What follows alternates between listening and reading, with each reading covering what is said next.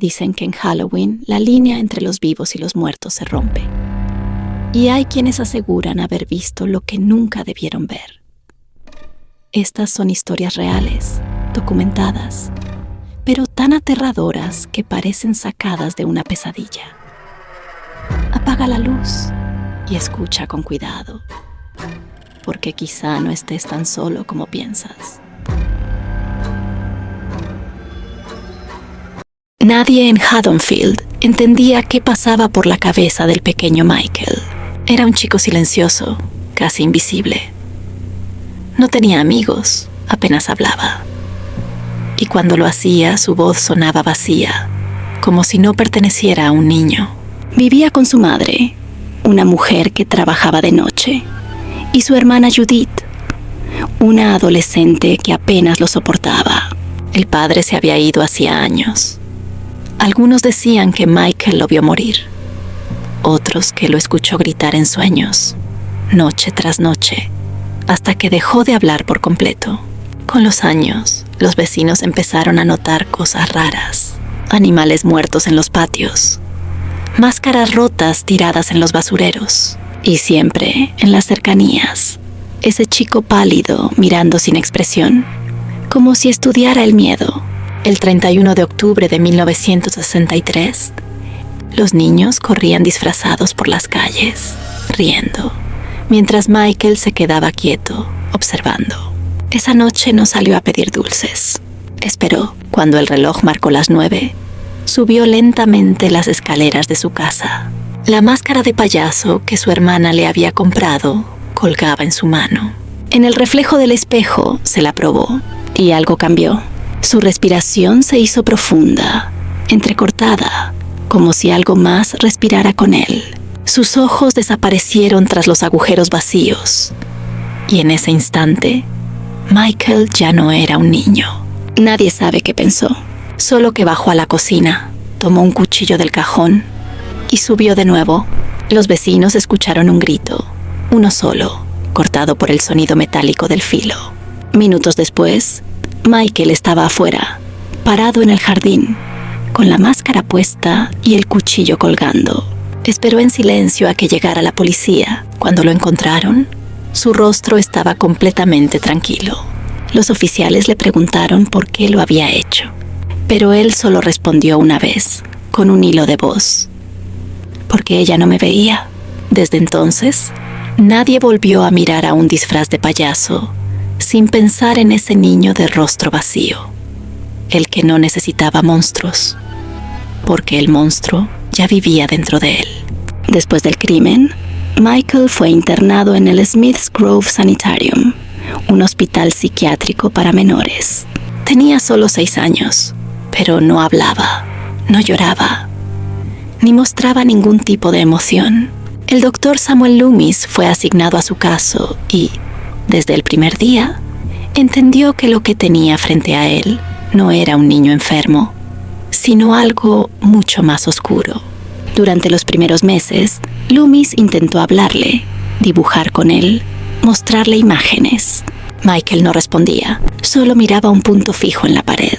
Pero con el tiempo, el doctor empezó a notar que el chico sí entendía todo. Sus ojos seguían cada palabra, cada gesto, y cuando Loomis se levantaba para irse, Michael sonreía. Una sonrisa mínima, casi imperceptible, pero suficiente para helarle la sangre. Pasaron los años. Los cuidadores comenzaron a quejarse de luces que se apagaban solas en el pasillo donde estaba su habitación, de susurros en los monitores de seguridad y de un olor a hierro, como si el aire se oxidara alrededor de él. Cada vez que revisaban su celda, Michael estaba quieto, mirando el reflejo del vidrio, con la misma expresión vacía de la noche del crimen. Loomis registró todo. Años de observaciones que terminaban con la misma frase: detrás de esos ojos no hay nada, solo oscuridad pura. El 30 de octubre de 1978, después de 15 años internado, Michael escapó. Las cámaras se apagaron, las cerraduras se abrieron solas y el hospital quedó en silencio. Cuando la policía llegó, solo hallaron un guardia muerto y una bata de paciente ensangrentada colgando de la puerta principal. Esa noche, una vieja camioneta fue robada cerca de la Ruta 17. Un testigo dijo haber visto a una figura alta, con un overol gris, de pie junto a los árboles, su rostro cubierto por algo blanco, inmóvil, respirando con un ritmo lento y constante. Michael Myers había vuelto a casa. Al llegar a Haddonfield, Michael caminó por las mismas calles donde había crecido. Las luces de Halloween iluminaban los disfraces. Los niños corrían, y nadie reparó en la figura que observaba desde la oscuridad. Una casa, una familia, una noche cualquiera. Todo parecía igual que antes. Cuando el reloj marcó la medianoche, se escuchó el primer grito. La policía recibió varias llamadas, pero cuando llegaron, ya era tarde. La puerta trasera rota, las luces encendidas y la calabaza de la entrada aplastada en el suelo. No había testigos, solo un rastro de sangre que se perdía hacia el bosque. El doctor Loomis llegó poco después. Reconoció la dirección. Era la casa donde Michael había vivido de niño. En el piso, junto a la mesa del comedor, había algo grabado con un cuchillo. Home. Desde esa noche, nadie volvió a habitar esa casa. Las ventanas siguen tapiadas. Y cada Halloween, los vecinos aseguran ver una silueta inmóvil detrás del vidrio, observando. Nadie se acerca, nadie entra, porque todos saben que Michael Myers nunca fue atrapado y que cada 31 de octubre alguien más desaparece en Haddonfield.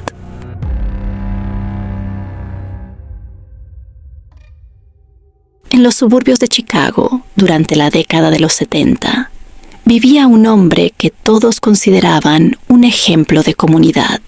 Era amable, carismático y siempre estaba dispuesto a ayudar. Su nombre era John Wayne Gacy, aunque todos lo conocían como Pogo, el payaso alegre. Cada fin de semana, Gacy se disfrazaba para visitar hospitales y fiestas infantiles. Llevaba un traje colorido, una nariz roja brillante y una sonrisa pintada con un trazo grueso, casi grotesco. Los niños lo adoraban. Los adultos lo respetaban. Nadie podía imaginar que, detrás de aquella sonrisa exagerada, se escondía uno de los asesinos más perturbadores de la historia. Gacy era un hombre de doble vida. De día organizaba eventos benéficos, trabajaba en construcción y hacía campaña por los políticos locales, pero de noche cazaba. Atraía jóvenes con promesas de trabajo o fiestas. Los llevaba a su casa, una vivienda de aspecto normal en la avenida West Somerdale. A veces los vecinos escuchaban música, risas o ruidos extraños, pero nunca imaginaron lo que estaba ocurriendo debajo de sus pies. Bajo el suelo de aquella casa, en un espacio estrecho y húmedo, Gacy construyó su propio cementerio. Enterró allí a 29 cuerpos, dispuestos con una precisión casi ritual, como si fueran trofeos. Otros 4 fueron arrojados al río Des Plaines.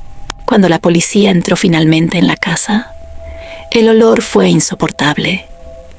El hedor de la muerte impregnaba las paredes, los muebles, hasta el aire.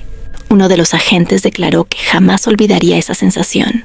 Era como si la casa respirara, como si supiera lo que habíamos descubierto.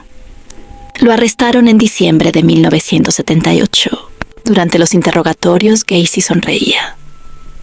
Decía que no recordaba gran cosa, que había bebido, que todo era un juego. Solo quería ver qué se siente quitarle la vida a alguien. Llegó a confesar con una calma que heló la sangre de los detectives. El juicio fue rápido. Lo declararon culpable de 33 asesinatos y lo sentenciaron a muerte. Pero el horror no terminó allí.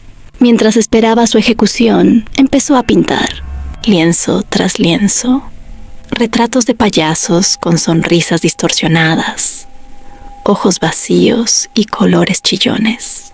Decía que lo hacía para sentirse cerca de Dios. Firmaba sus cuadros con el nombre de su alter ego, Pogo the Clown.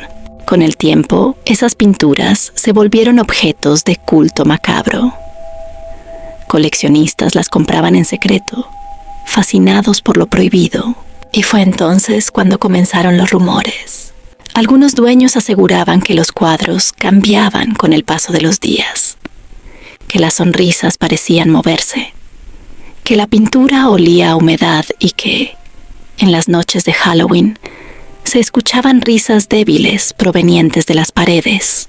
Un hombre en California afirmó que su cuadro se cayó solo a las 3:15 de la madrugada, y cuando volvió a colgarlo, el rostro del payaso parecía diferente.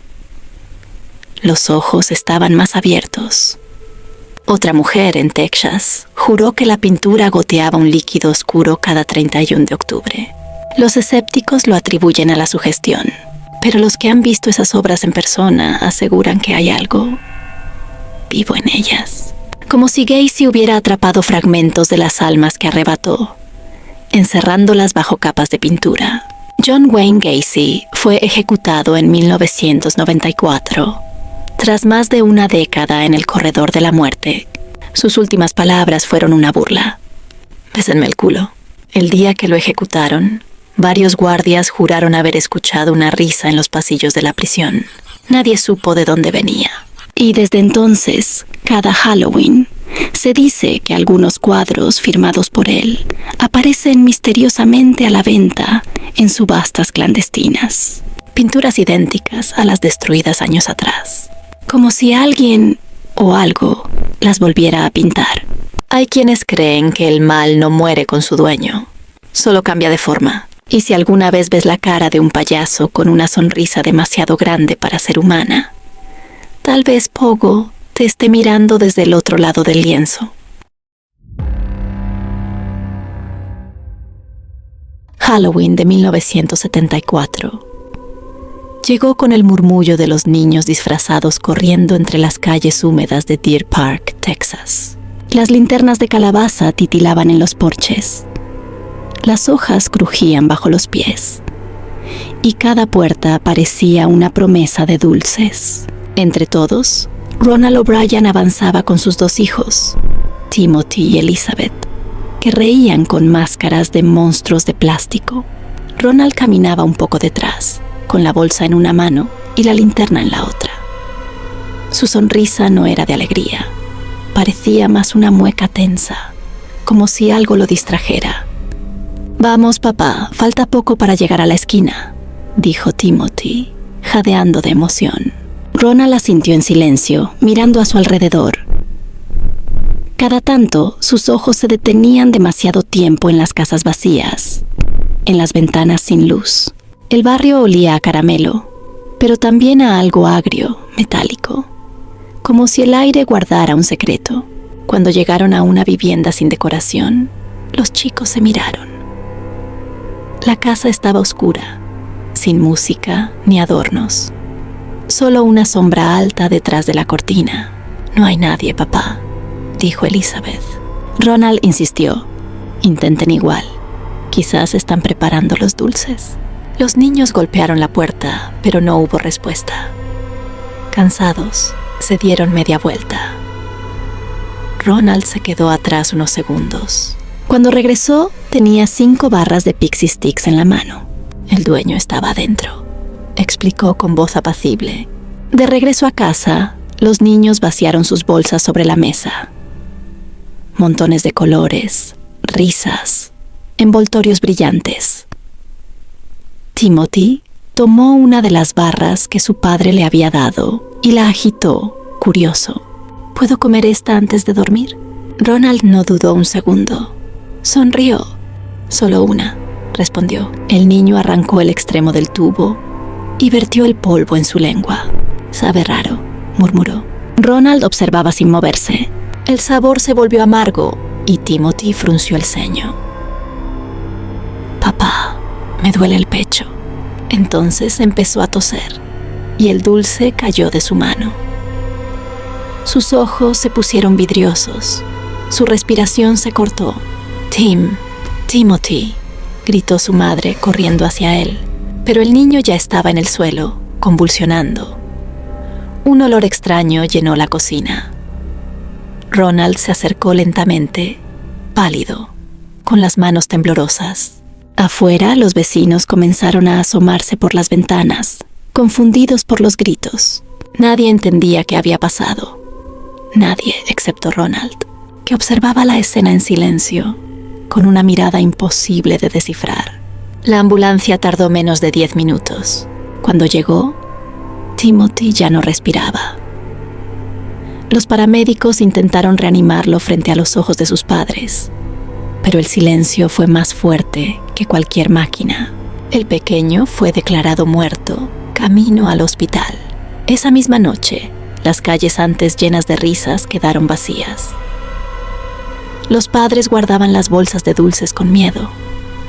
En las noticias se hablaba de una posible intoxicación accidental, y Ronald se convirtió de pronto en el hombre más buscado por los periodistas. Su voz temblaba frente a las cámaras. No entiendo cómo pudo pasar. Eran dulces normales. Pero mientras todos lo consolaban, algunos notaron algo extraño. No lloraba. Solo repetía las mismas frases, con una calma inquietante. Al día siguiente, la policía comenzó a investigar. Las muestras de los Pixie Sticks fueron enviadas al laboratorio.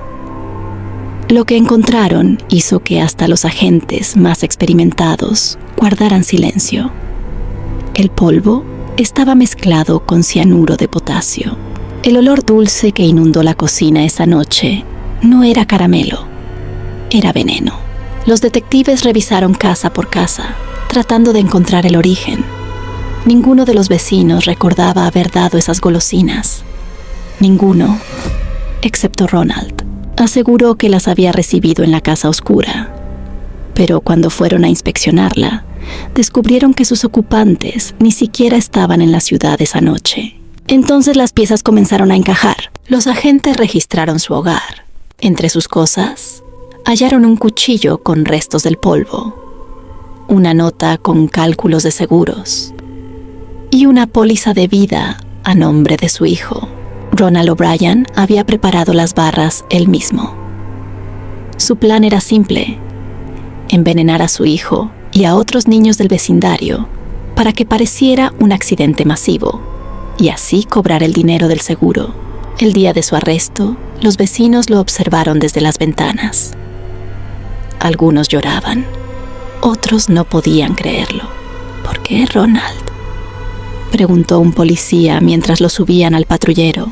Él solo respondió: el dinero no debería costar tanto miedo.